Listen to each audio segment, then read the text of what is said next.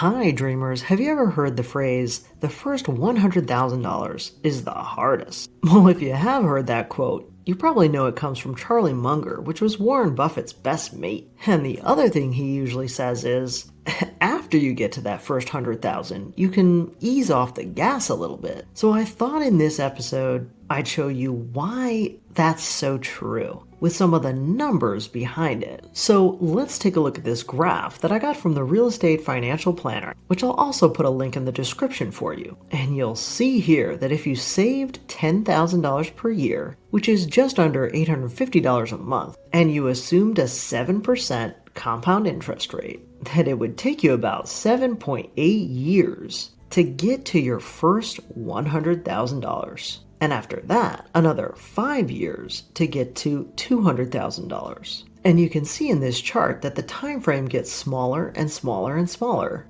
because by the time you get to $900,000, it takes you only 1.35 years to make another 100K to get to that $1 million mark. And so if you think about it in terms of time, a full 25% of the time that it takes you to get to $1 million is coming up with that first $100,000. And it's absolutely the hardest because that's when you have childcare expenses, transportation expenses, all of your housing is brand new, and you're young, so your income level is likely low too. And it just doesn't seem fair that first $100,000 is so incredibly hard. And let me show you another way to think about this. So take a look at this graph. Because you're in the initial stage, that first $100,000 is 78% simply savings and only 22% returns on that savings. Because essentially, you just simply don't have the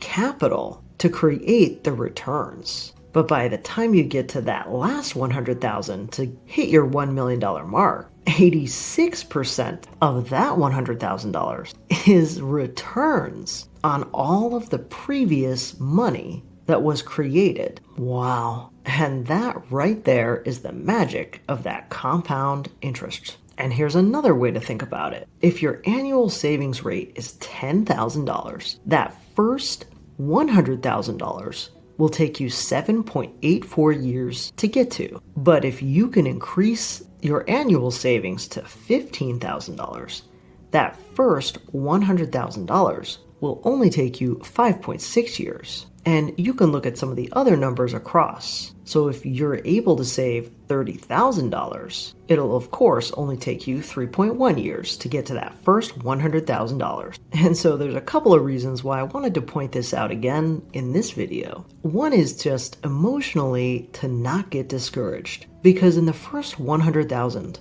you might be thinking, gosh, this is taking forever, and I'm not seeing a lot of returns on my money. And so take it from an experienced investor. Those returns get easier and easier, and they come a lot faster as the years roll on. And I'm hoping you're starting to see that in my monthly updates as proof. But the other thing I would point out is sometimes I have kind of ridiculous tweets on ways in which you could save money with crazy sounding scenarios.